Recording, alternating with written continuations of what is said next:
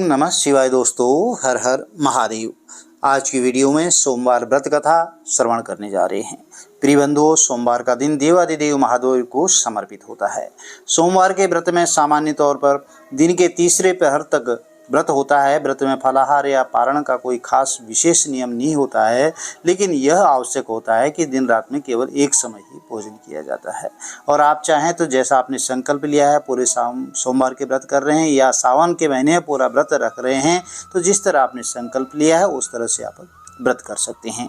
सोमवार के व्रत में माता पार्वती और गणेश जी महाराज संपूर्ण शिव परिवार का पूजन करना चाहिए। प्रिय बंधुओं, शिव पूजन के पश्चात कथा जरूर श्रवण करनी चाहिए। चलिए कथा आरंभ करते हैं।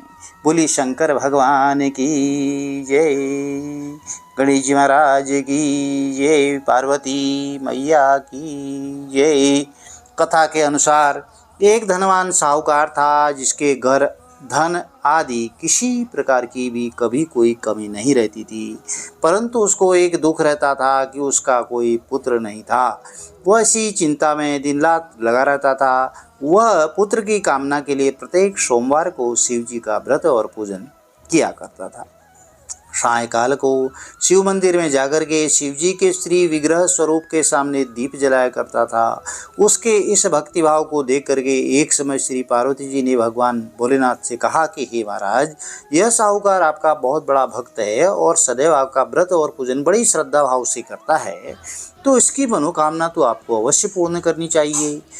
तो भगवान भोलेनाथ ने कहा कि हे पार्वती, यह संसार कर्म क्षेत्र है। जैसे किसान खेत में जैसा बीज बोता है वैसा ही फल काटता है, उसी तरह इस संसार में जैसा कर्म करते हैं प्राणी, उसी तरह का फल भोगते हैं।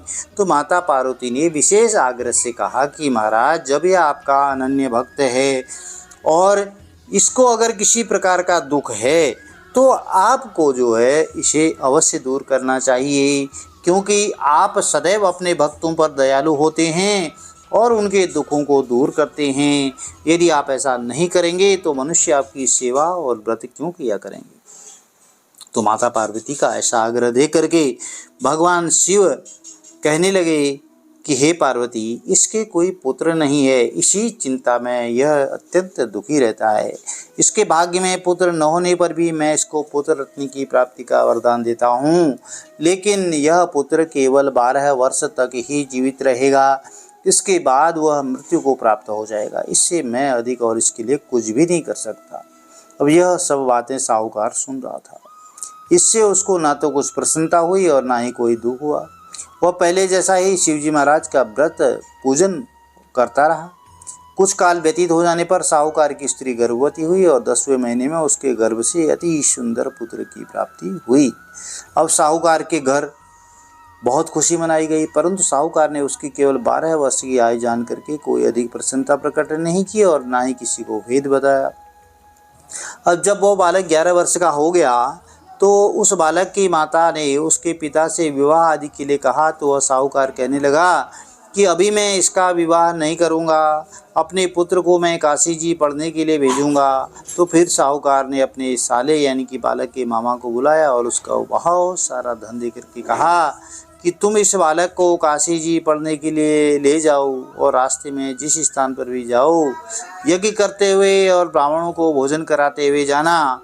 तो वह दोनों मामा भांजे यज्ञ करते ही ब्राह्मणों को भोजन कराते ही जा रहे थे। रास्ते में एक शहर पड़ा। उस शहर में राजा की कन्या का विवाह था और दूसरे राजा का लड़का जो विवाह कराने के लिए बारात लेकर के आया था, वह एक आंख से काना था।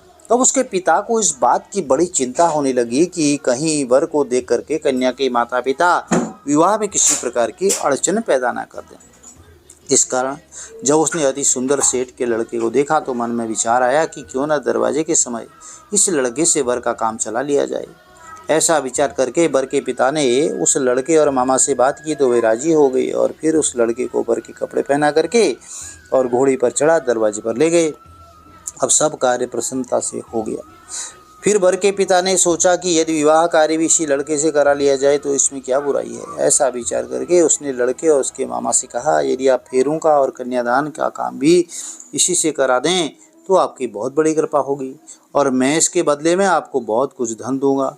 तो उन्होंने स्वीकार कर लिया और विवाह कार्य भी बहुत अच्छी तरह से संपन्न हो गया। परंतु जिस समय लड़का जाने लगा तो उसने राजकुमारी की चुंदड़ी के पल्ले पर लिख दिया कि तेरा विवाह तो मेरे साथ हुआ है, परंतु जिस राजकुमार के साथ तुमको भेजेंगे वह एक आंख से काना है और मैं काशी जी पढ़ने जा रहा हूँ।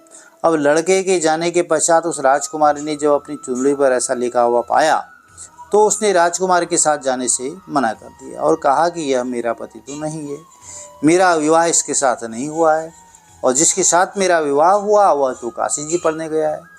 अब राजकुमारी के माता पिता ने अपनी कन्या को विदा नहीं किया और बारात वापस चली गई और उधर सेठ का लड़का और उसका मामा काशी जी पहुंच गए। वहां जाकर के उन्होंने यज्ञ करना, लड़के ने पढ़ना शुरू कर दिया और जब लड़के की आयु 12 साल की हो गई तो उस दिन भी उन्होंने यज्ञ रचा था। और जब लड़के ने अपने मामा से कहा था कि मामा जी आज मेरी तबीयत कुछ ठीक नहीं है, तो मामा जी ने कहा कि ठीक है तुम अंदर जाकर सो जाओ। अब लड़का अंदर जाकर के सो गया और थोड़ी देर में उसके प्राण निकल गए।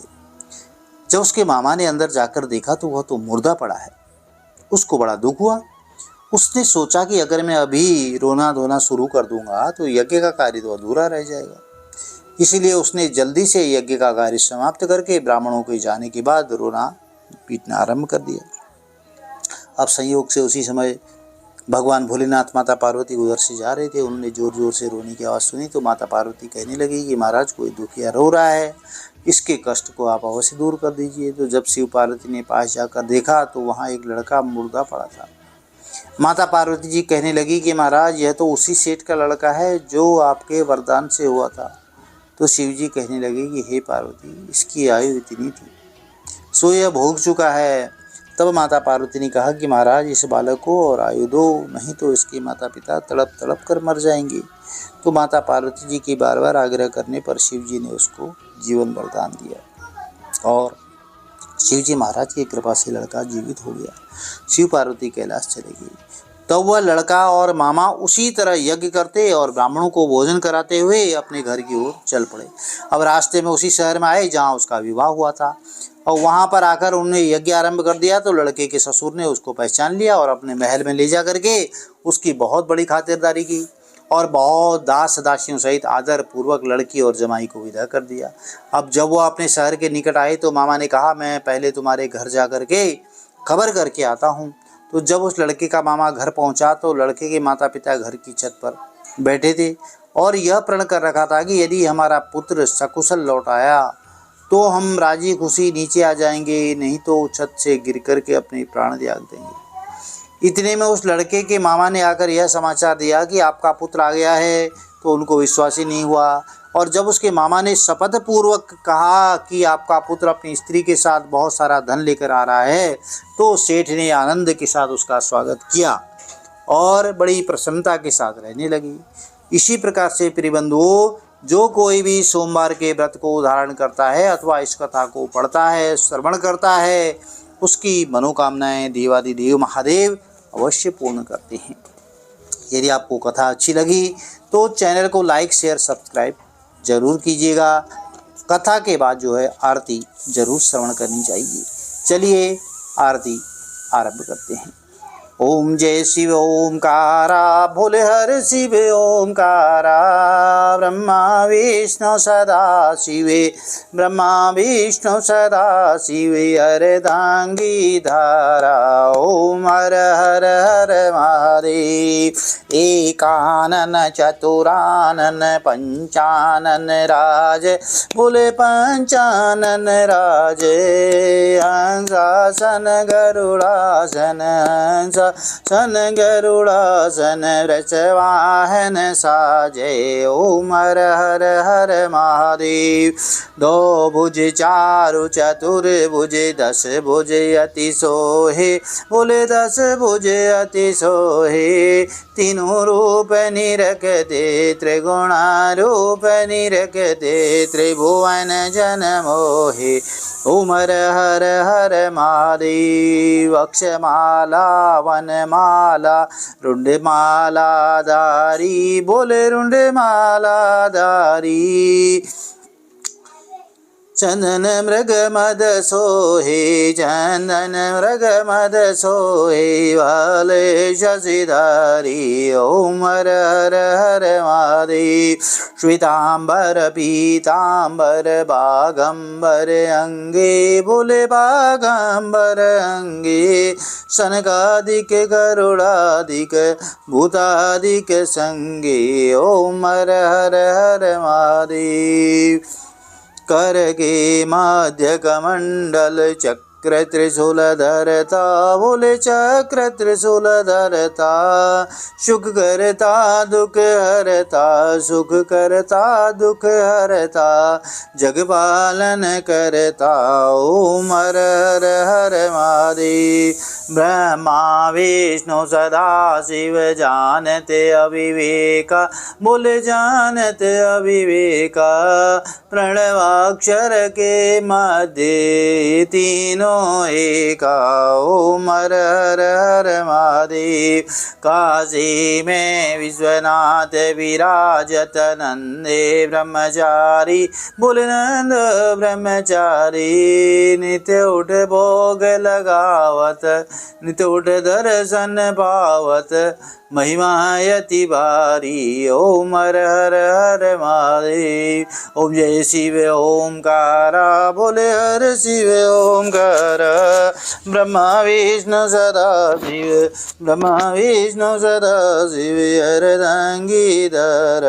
ओम हर हर हर महादेव। त्रिगुण स्वामी जी के आरती, जो कोई नर गावे, बोले प्रेम सहित गावे। प्रभु सतगुण आवे, कहत शिवानंद स्वामी मन भजत हरि हर स्वामी मन वांछित फल पावे। ओम हर हर हर महादेव। ओम जय शिव ओंकार, बोले हर शिव ओंकार।